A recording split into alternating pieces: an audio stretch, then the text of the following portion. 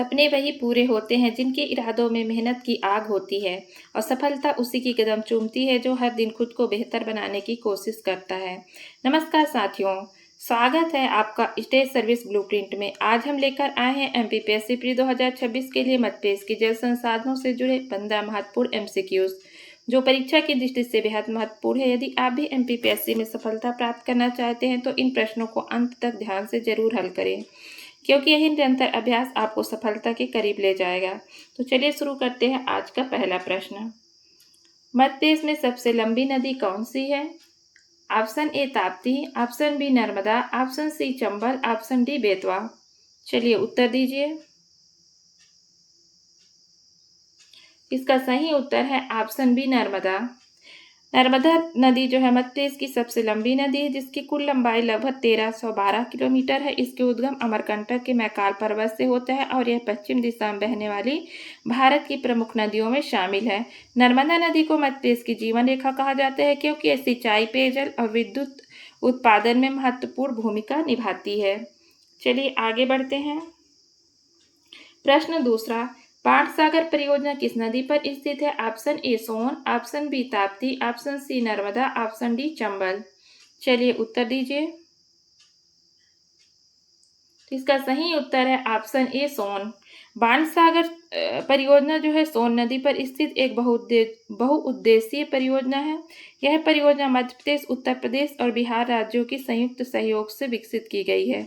बाणसागर परियोजना का मुख्य उद्देश्य सिंचाई, जल विद्युत उत्पादन और पेयजल उपलब्ध कराना है। आगे बढ़ते हैं। प्रश्न तीसरा, गांधी सागर बांध किस नदी पर बना है? Option A Betwa, option B Chambal, option C Ken, option D Son. चलिए उत्तर दीजिए। इसका सही उत्तर है ऑप्शन बी चंबल। गांधी सागर बांध चंबल नदी पर बनाया गया मध्य प्रदेश का प्रमुख बांध है। यह बांध चंबल घाटी परियोजना का पहला और महत्वपूर्ण चरण माना जाता है। गांधी सागर बांध का उपयोग सिंचाई, जल विद्युत उत्पादन तथा बाढ़ नियंत्रण के लिए किया जाता है। चलिए आगे बढ़ते हैं। प्रश्न चौथा, मध्य प्रदेश में तवा परियोजना किस नदी से संबंधित है? Option A Tawa, option B Betwa, option C Ken, option D Sindh. चलिए उत्तर दीजिए। इसका सही उत्तर है ऑप्शन ए तवा। तवा बांध तवा नदी पर स्थित मध्य प्रदेश की बहुउद्देशीय परियोजना है। यह परियोजना नर्मदा घाटी क्षेत्र में स्थित और जल संचार के लिए विशेष रूप से विकसित की गई है। तवा परियोजना से कृषि, सिंचाई, मत्स्य पालन तथा विद्युत उत्पादन में महत्वपूर्ण सहायता मिलती है। आगे बढ़ते हैं। प्रश्न पांचवा, इंदिरा सागर परियोजना किस नदी पर स्थित है? Option A Chambal, option B Narmada, option C Son, option D Betwa. चलिए उत्तर दीजिए। इसका सही उत्तर है ऑप्शन बी नर्मदा। इंदिरा सागर बांध नर्मदा नदी पर स्थित मध्य प्रदेश की प्रमुख बहुउद्देशीय परियोजना है। यह परियोजना नर्मदा घाटी विकास योजना के अंतर्गत बनाई गई है और देश के बड़े जलाशयों में शामिल है।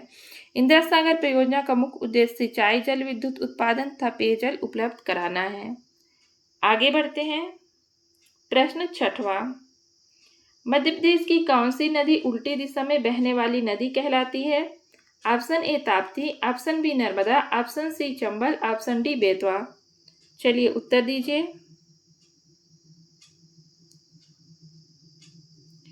इसका सही उत्तर है ऑप्शन बी नर्मदा।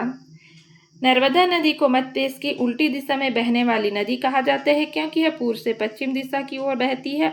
इसका उद्गम अमरकंटक के मैकाल पर्वत से होता है और यह अरब सागर में जाकर मिलती है। नर्मदा नदी मध्य प्रदेश की जीवन रेखा मानी जाती है तथा सिंचाई, जल विद्युत और पेयजल के लिए अत्यंत महत्वपूर्ण है। आगे बढ़ते हैं। प्रश्न सातवां, बरगी परियोजना किस नदी पर स्थित है? Option A Tapti, option B Son, option C Narmada, option D Chambal. चलिए उत्तर दीजिए। इसका सही उत्तर है option C Narmada. Bargi dam Narmada नदी पर स्थित मध्य प्रदेश की महत्वपूर्ण बहुउद्देशीय परियोजना है। इसे रानी अवंतीबाई सागर परियोजना के नाम से भी जाना जाता है और यह नर्मदा घाटी परियोजना का पहला बड़ा बांध माना जाता है। बरगी परियोजना का मुख्य उद्देश्य सिंचाई, जल विद्युत उत्पादन तथा मत्स्य पालन को बढ़ावा देना है। आगे बढ़ते हैं। प्रश्न 8वां, मध्य प्रदेश का कौन सा जिला झीलों की नगरी कहलाता है? Option A Indore, option B Bhopal, option C Ujjain, option D Rewa. चलिए उत्तर दीजिए। इसका सही उत्तर है ऑप्शन बी भोपाल।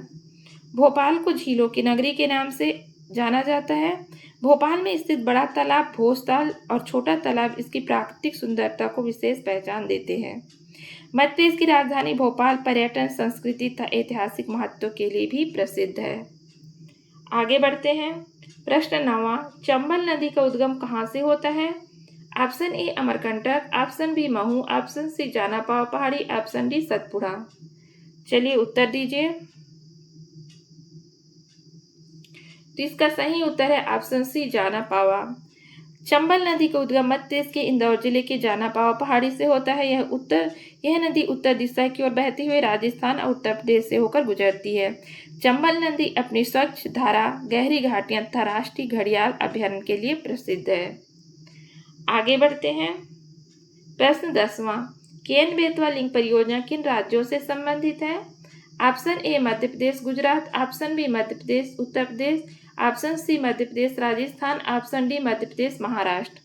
चलिए उत्तर दीजिए। तो इसका सही उत्तर है ऑप्शन बी मध्य प्रदेश और उत्तर प्रदेश।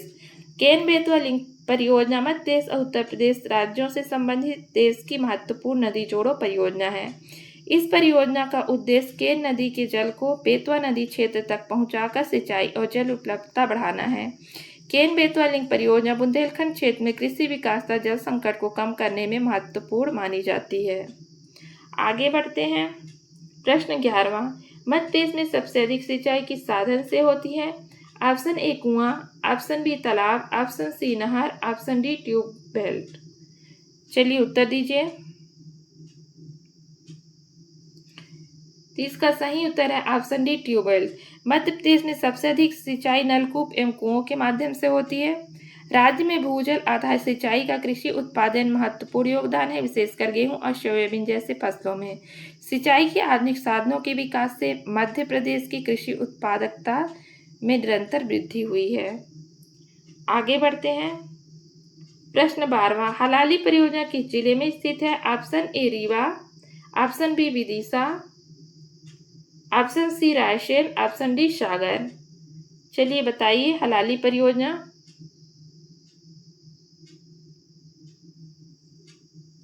इसका सही उत्तर है ऑप्शन सी रायसेन।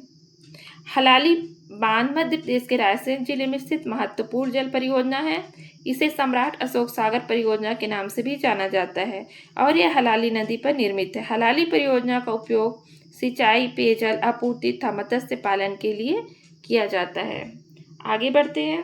प्रश्न 13वां, ताप्ती नदी किस पर्वत श्रेणी से निकलती है? Option A Vindhya, option B Satpura, option C Aravalli, option D Maikal. चलिए उत्तर दीजिए। इसका सही उत्तर है ऑप्शन बी सतपुड़ा। ताप्ती नदी का उद्गम सतपुड़ा पर्वत श्रेणी के मुल्ताई क्षेत्र से होता है। यह नदी मध्य प्रदेश से निकलकर महाराष्ट्र और गुजरात होते हुए अरब सागर में मिलती है। ताप्ती नदी को भारत की प्रमुख पश्चिम वाहिनी नदियों में गिना जाता है। आगे बढ़ते हैं। प्रश्न 14वां, नर्मदा नदी का उद्गम स्थल कहाँ है? Option A Pachmarhi, option B Amarkantak, option C Janapav, option D Maheshwar. चलिए उत्तर दीजिए। नर्मदा नदी का उद्गम ऑप्शन बी अमरकंटक। अमरकंटक में स्थित नर्मदा कुंड से नर्मदा नदी का उद्गम होता है। अमरकंटक मैकाल पर्वत श्रेणी में स्थित एक प्रसिद्ध तीर्थ एवं प्राकृतिक स्थल है। नर्मदा नदी मध्य प्रदेश की जीवन रेखा मानी जाती है तब पश्चिम दिशा में बहते हुए अरब सागर में मिलती है। आगे बढ़ते हैं। प्रश्न 15वां, मध्य प्रदेश की प्रमुख जल विद्युत परियोजना कौन सी है? Option A Indira Sagar, option B Ban Sagar, option C Tawa, option D Bargi. चलिए उत्तर दीजिए।